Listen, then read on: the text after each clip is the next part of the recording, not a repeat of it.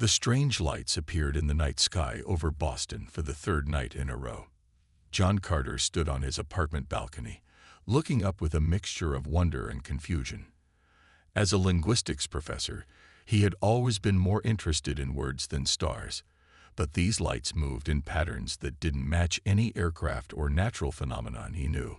5 miles away, in a secure government facility, Susan Miller stared at her computer screen. The Air Force communications specialist had been monitoring unusual signal patterns for weeks now. They weren't random noise, but they didn't match any known human broadcast patterns either. She rubbed her tired eyes and poured another cup of coffee. Whatever she was detecting, it wasn't from Earth. High above the planet, the research vessel Galactic maintained its cloaked position. Inside, 12 different alien species made up the crew, all members of the prestigious Galactic Council that governed most of the known universe.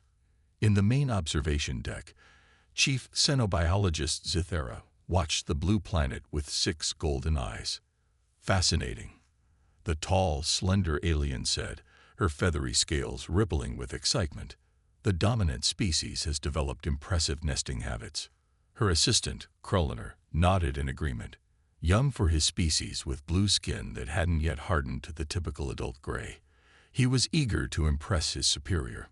Their use of simple tools is remarkable for non-sentience, he said, gesturing toward the holographic display showing human cities. The structures are quite complex for nest building. The Galactic Council had strict protocols for discovering new worlds. Any planet with life forms was carefully studied before any contact was made. Species were classified into 3 categories. Class A were fully sentient beings with advanced technology, eligible for council membership. Class B were early developing sentient species that required non-interference protection, and Class C were intelligent animal species with basic tool use, but no true language or higher reasoning. The preliminary assessment is complete, announced Zithera to the gathered council representatives. The dominant Earth species shows remarkable intelligence for animals. They build elaborate dwellings, use tools, and have complex social structures. However, their communication appears to be limited to simple vocalizations and body signals, typical of herd animals. I recommend classification as Class C sentience. The council leader, a crystalline being named Vorax, pulsed with blue light. The recommendation is accepted. Earth species designation. Class C. Conservation protocols apply, with limited specimen collection permitted for research. Back on Earth, Richard Boyd adjusted his telescope in the clear Montana night. As an amateur astronomer, he had been watching the stars for 20 years, but he had never seen anything like the object he now observed. It wasn't a satellite. It was too large and didn't move in a proper orbit.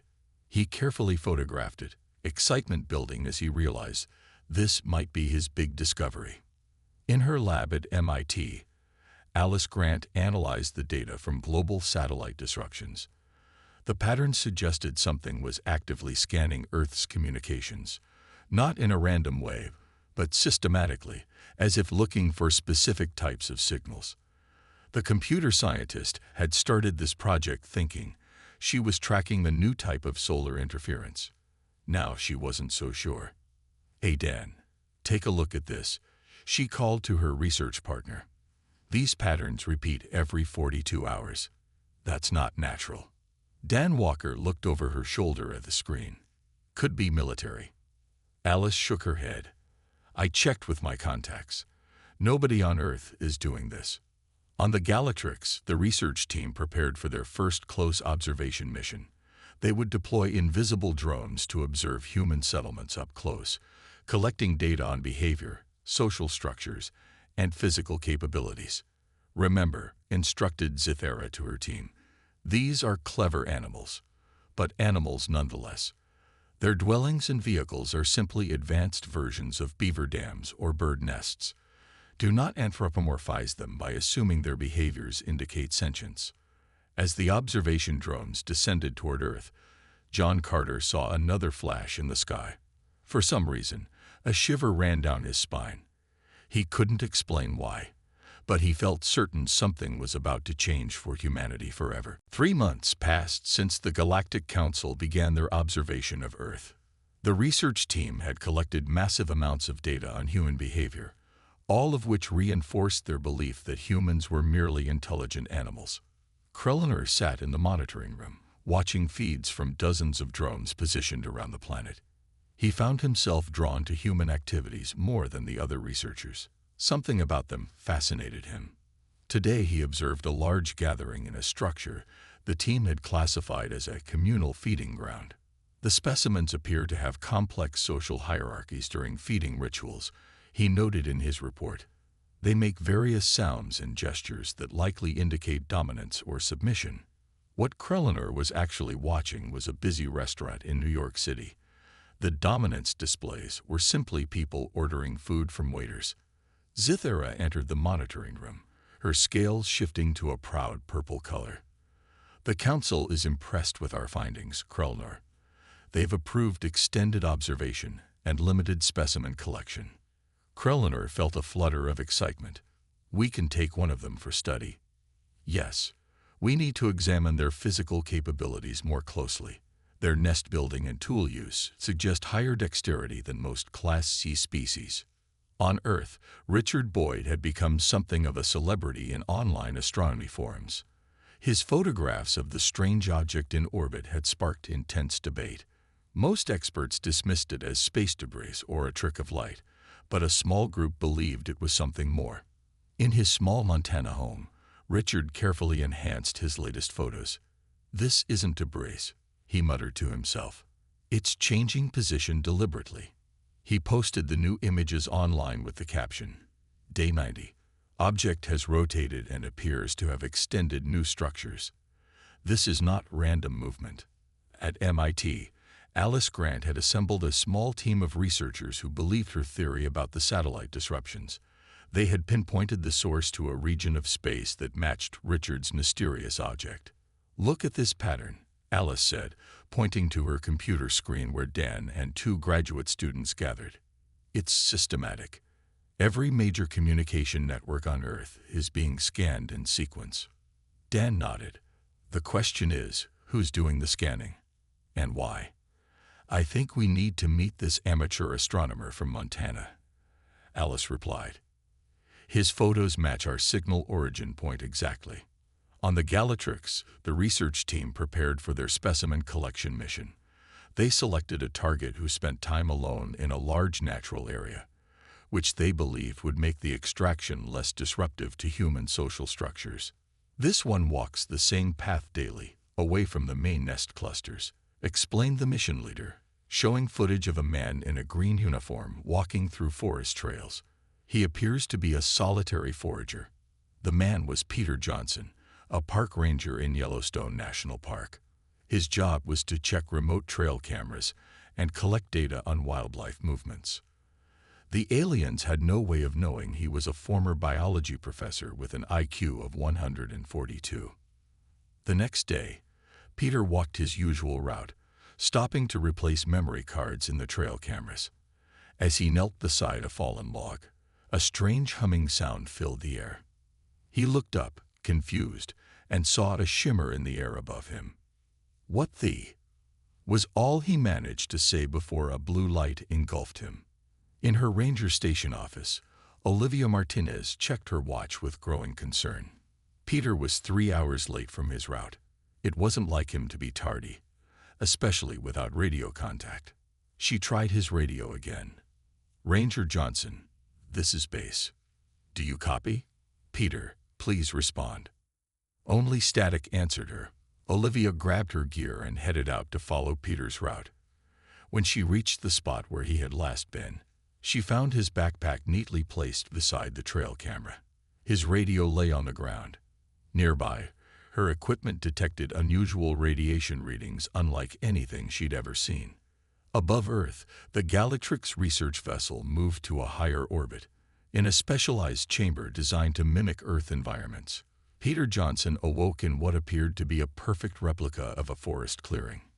Perfect, except for the transparent ceiling that showed stars in patterns he had never seen before. Peter Johnson sat on a fallen log in the artificial forest clearing, trying to make sense of his situation.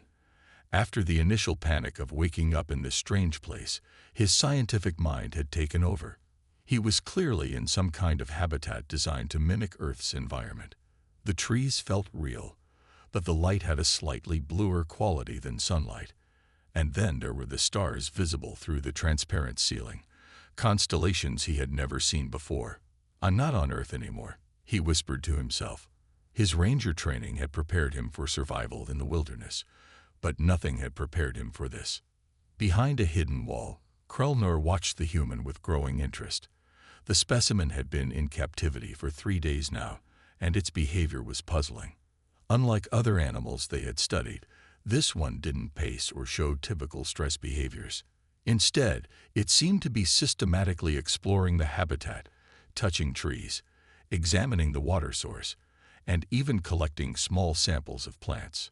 The specimen appears to be showing curiosity consistent with higher intelligence, Krelnor reported to Zithara, who stood beside him. "Many animals show curiosity," Zithara replied dismissively. "It's simply exploring its new territory. Notice how it repeatedly returns to the log, establishing a home base, typical animal behavior." What Zithara didn't understand was that Peter was returning to the log because he had scratched a small map into its underside, marking the boundaries of his enclosure and noting possible observation points. On Earth, the search for Peter Johnson had expanded. Olivia Martinez led a team of rangers and volunteers through Yellowstone, but found no further traces beyond his abandoned backpack and the strange radiation readings. "It's like he just vanished into thin air," she told the search coordinator as they regrouped at day's end. She didn't share her most disturbing thought, that the radiation readings matched nothing known to Earth science. At MIT, Alice Grant and Richard Boyd met for the first time. The amateur astronomer had flown in from Montana with all his data and photographs. The object changed position exactly when your signals detected the strongest scanning activity, Richard explained, spreading his photos across Alice's desk. "And here, this was 3 days ago. It briefly descended to a lower orbit over the western United States before rising again." Alice compared his timeline with her data. The pattern changed after that descent, almost as if. "As if what?" Dan asked, leaning forward. "As if they found what they were looking for," Alice finished quietly. In the Yellowstone Ranger Station, Olivia was examining Peter's personal items for any clue to his disappearance when her radio crackled. "Martinez, this is Harper. We found something strange at Site 4. Site 4 was where Peter had vanished. Olivia grabbed her jacket and rushed out. When she arrived, a small team of scientists in hazmat suits was carefully collecting samples from the soil. "What did you find?" she asked the lead scientist. He held up a clear container with what looked like metallic dust. "This material doesn't match any known element on the periodic table. We're dealing with something completely outside our experience." Aboard the Galactrix, Peter had begun trying to communicate with his captors. He was certain he was being watched, though he couldn't see how or by whom. He had tried speaking, writing messages in the dirt, and even simple mathematical equations using stones. So far, there had been no response. Today he tried a new approach. He gathered stones and sticks and arranged them in the pattern of our solar system, with the correct number of planets in their proper order. Then he stood on the Earth stone and pointed to himself. Behind the hidden wall, Krelnor watched with growing excitement. "Zithara needs to see this," he said to his assistant. "The specimen appears to be attempting some kind of territorial display using arranged objects." The senior researcher arrived just as Peter completed his model. He had added a small twig standing upright on the Earth stone, with a second twig representing the sun. The shadow cast by the sun twig fell exactly on the Earth stone. "Remarkable," Zithara admitted.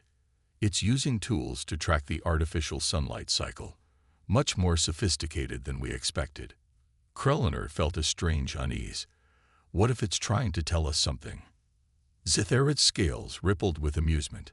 Next you'll suggest it has actual language. Don't anthropomorphize, Krelnor.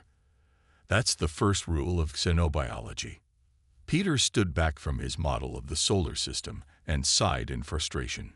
He needed to find a better way to make them understand he was intelligent. As night fell in his artificial habitat, he looked up at the alien stars and wondered if anyone on Earth was looking for him. 2 weeks had passed since Peter's abduction. In his artificial habitat aboard the Galactrix, he sat cross-legged on the ground, carefully arranging small stones in front of him. He had tried various ways to communicate, speaking, drawing, even acting out scenes, but nothing seemed to get through to his unseen watchers. Today, he was trying mathematics. Peter arranged the stones in neat rows. First, he laid out 1 stone, then 2, then 3, creating a simple counting sequence. Next, he arranged them to show basic addition. 2 stones plus 2 stones equals 4 stones.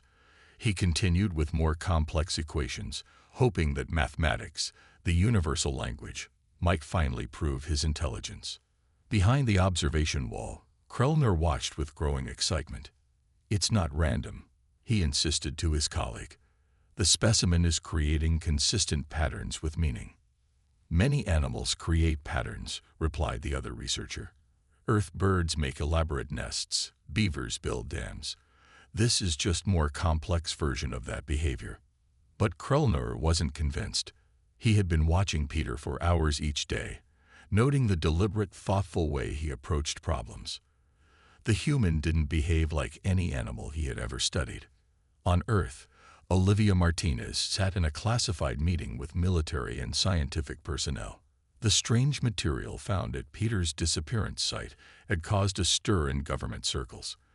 The table was crowded with serious-looking men and women in uniforms and lab coats.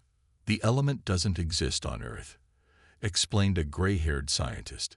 "Its atomic structure is unlike anything in our periodic table." "So what are you saying?" asked a stern military officer. "I'm saying," the scientist replied carefully, "that we're dealing with technology, not from Earth." The room fell silent as the implications sank in. Olivia thought of Peter, wondering if he was still alive. Meanwhile, Alice Grant and her team had made a breakthrough. By combining Richard's astronomical observations with their signal analysis, they had determined that the object in orbit was transmitting data to somewhere beyond our solar system. "It's not just observing," Alice explained to her team. "It's reporting back to someone." Dan pointed to their computer model. "Based on the signal direction, whatever it's communicating with is about 40 light-years away, in the direction of the Epsilon Eridani system." Alice nodded. "We need to find a way to intercept these transmissions. If we can decode them, we might learn what they're doing here." Aboard the Galactrix, Krelnor made a bold decision. Without authorization from Zithara, he entered a small side chamber of the observation lab and removed a device from a secured cabinet. The universal translator was typically used for initial contact with classes species, not for studying animals.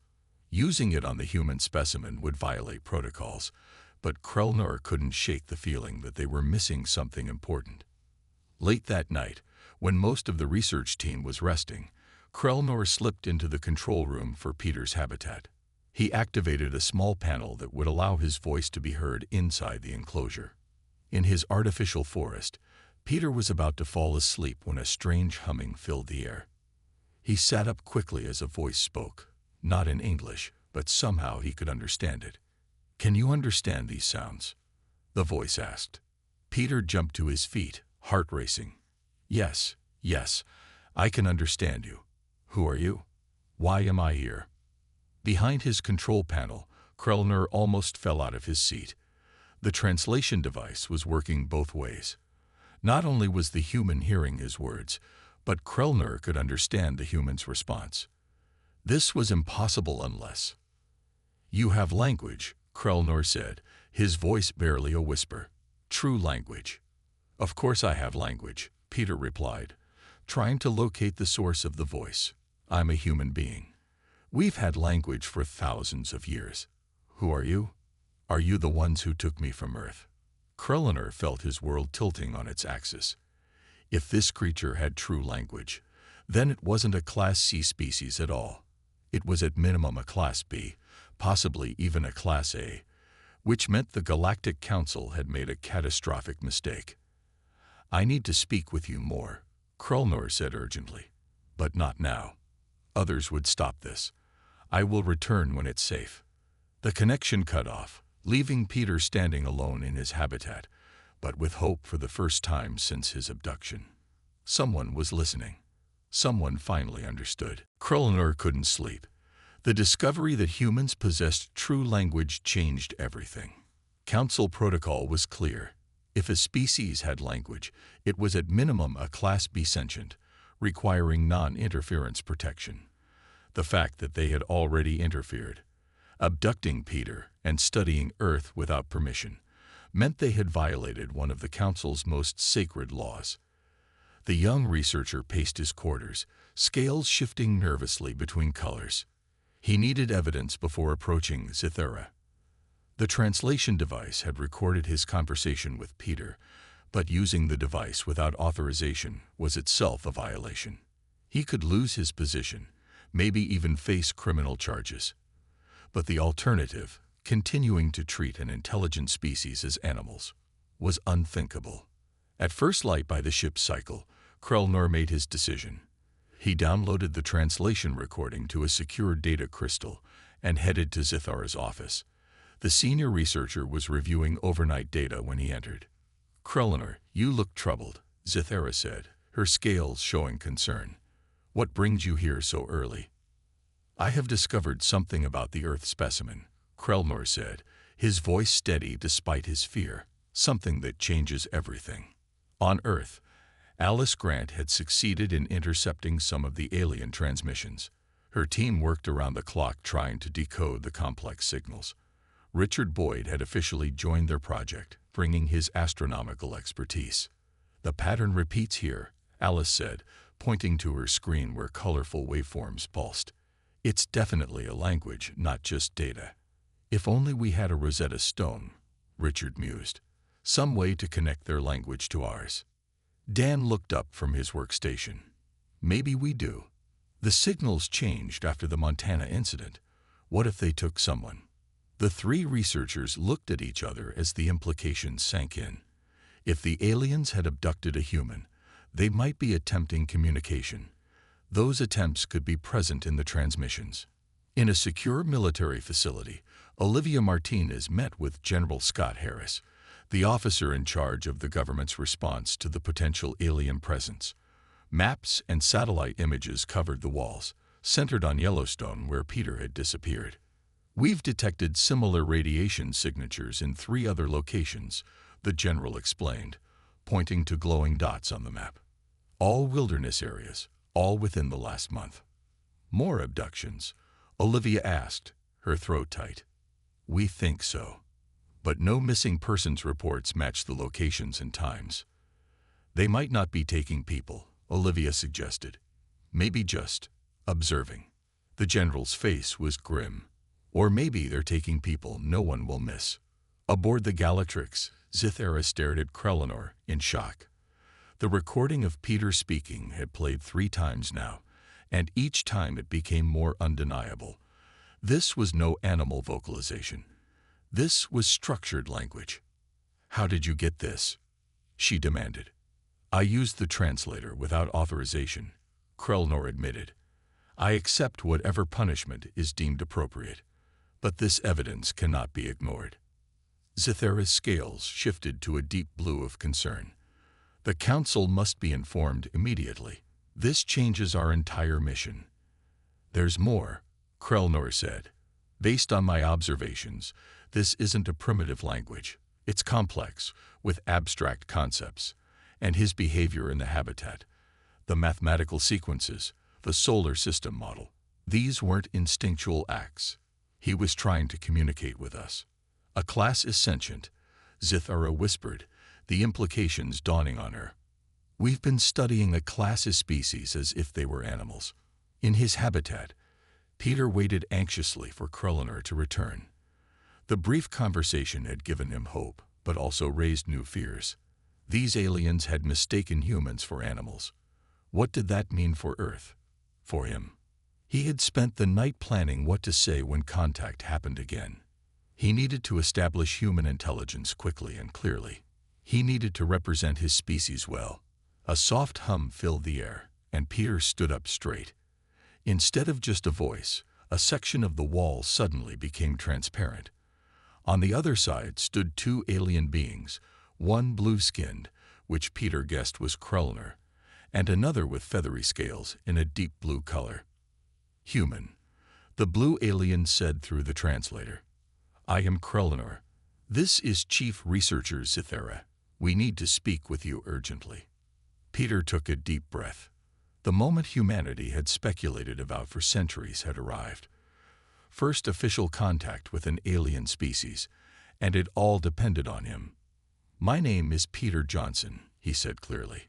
I am a human from the planet Earth, and we need to talk about why you've been treating us like animals. The news of human sentience spread through the Galatrix like wildfire. Crew members gathered in small groups, discussing the implications in hushed tones. Some were fascinated, others horrified. The council representatives on board called an emergency meeting. In the main conference chamber, 11 alien beings of different species sat around a circular table. The 12th seat, belonging to the crystalline being Vorax, glowed with projected light as he joined remotely from the council headquarters. This is unprecedented, said a reptilian council member, slamming a clawed hand on the table. We have violated the non-interference directive for a Class A species. We didn't know they were Class A, argued another, a floating gas-filled sack that pulsed with light as it spoke. Our initial scans showed no evidence of advanced technology. Their technology is primitive by our standards, Zithera explained, standing before the council. But their language and reasoning capabilities are advanced. The error was in our assessment protocols. The light representing Vorax flickered. The question now is what to do about it. This human, Peter Johnson, knows of our existence. The contamination has occurred. We must follow first contact protocols, said a small furry being with 6 eyes. Return the specimen and prepare a proper delegation. Or, suggested a shadowy figure at the far end of the table, we could simply remove all evidence. The specimen. The observation posts. No one on Earth would ever know we were here. A shocked silence fell over the room. That would be murder, Krellner said from his position behind Zithera, and a violation of everything the Council stands for, the shadow being turned toward him. It would be one death to protect an entire species from the trauma of premature contact. Sometimes wisdom requires difficult choices. Enough Vorax's light pulsed strongly. We will not compound our error with atrocity. Prepare first contact protocols. But first, I wish to speak with this human myself. On Earth, Alice Grant's team had made a breakthrough. By analyzing the intercepted alien transmissions, they had identified a pattern that matched human language structures. Look at this spike in activity, Alice said, pointing to her screen. It happened yesterday, and the pattern completely changed. Almost as if they suddenly realized we have language, Richard finished for her. Dan looked up from his computer. If they've been watching us this whole time thinking we're just clever animals, no wonder they didn't try to communicate. A knock at the lab door interrupted them. Olivia Martinez entered, followed by General Harris and 2 men in dark suits. Dr. Grant, I'm Olivia Martinez from Yellowstone National Park. This is General Harris. We need to talk about your research. Alice straightened. How did you find us? Your signal interception efforts triggered some sensitive monitoring systems. The general explained. We've been watching your progress. Now we need to combine our resources. In his habitat aboard the Galatrix, Peter sat across from Krellner and Zithera. A small device between them translated their conversation. So you've been studying Earth for months, believing humans were just animals? Peter asked, still trying to process this information. Your technology is primitive compared to spacefaring species, Zithera explained. We detected no faster-than-light communications, no space stations beyond your orbit. These are typically indicators of sentient civilization. But you have buildings, Peter said. Cities, books, art. How could you miss those? Krellner's scales shifted to an embarrassed purple. We thought they were nest structures, territorial markings. It seems obvious now, but our protocols failed us.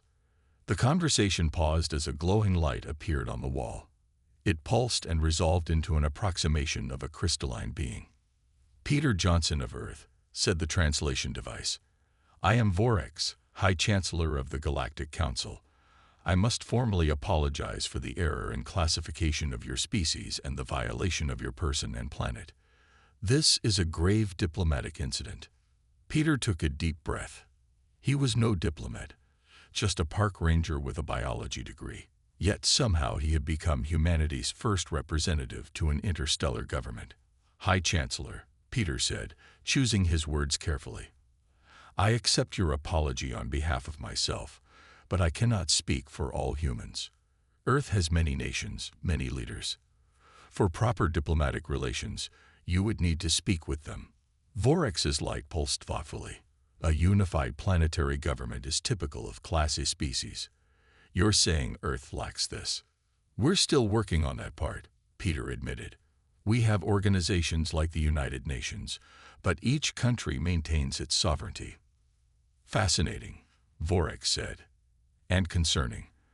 Our protocols require a single point of contact for official relations. Peter thought quickly. Then perhaps it's time to establish one. But first, I need to return to Earth. My people need to know what's happening. The fate of first contact, and possibly Earth's future in the galactic community, now hung in the balance. 3 days later, the skies above Earth changed forever. The Galatrix and 2 additional council vessels decloaked in high orbit, becoming visible to every telescope and satellite in Earth's skies. Panic erupted in cities worldwide as news spread rapidly through social media and emergency broadcasts. In a hastily prepared military bunker in Washington, D.C., Peter Johnson sat at a long table surrounded by government officials, military officers, and scientific advisors. After his return to Earth 12 hours earlier, he had been immediately taken into protective custody and debriefed extensively. They want to establish formal diplomatic relations, Peter explained to the room of serious faces, but they're used to dealing with planets that have a single government. Our political divisions confuse them. The President of the United States, Laura Bennett, a former diplomat with a reputation for calm under pressure, leaned forward. Mr. Johnson, in your opinion, do these aliens pose an immediate threat? Peter considered carefully. No, Madam President. They're embarrassed about their mistake. The Galactic Council has strict rules about first contact, and they broke those rules by accident. They're trying to make it right. But they abducted you, General Harris pointed out. And possibly others. Yes, Peter acknowledged. But from their perspective, they were taking animal specimens for study. Once they realized we're sentient beings with language and culture, they immediately changed their approach. Across the world, similar meetings were happening in Beijing, Moscow, London, and other capitals. The United Nations Security Council called an emergency session, while astronomers worldwide trained every available instrument on the alien vessels. On the main bridge of the Galatrix, Krellner stood beside Zithera as they prepared for the formal delegation. A dozen council representatives had been selected to make first contact, including specialists in diplomacy, culture, and science. Are you nervous? Zithera asked, noticing Krellner's scales shifting between colors. Terrified, he admitted. No researcher has ever caused a diplomatic incident of this magnitude before. Zithera's scales rippled with a gentle color of reassurance. You discovered the truth. Without you, we might have continued our error indefinitely. The delegation shuttle departed the Galatrix, beginning its descent toward Earth. The landing site had been agreed upon after tense negotiations, a neutral location in Switzerland, far from major population centers, but accessible to world leaders. As the alien craft entered Earth's atmosphere, fighter jets from several nations escorted it, maintaining a respectful distance. On the ground, a massive security perimeter had been established, with troops from 20 countries forming concentric rings around the landing zone. In the central area, a temporary structure had been erected, a simple, open-sided pavilion with a round table. Representatives from the United Nations, the world's major powers, and key international organizations waited nervously. Peter stood among them, the only human who had actually spoken with the aliens.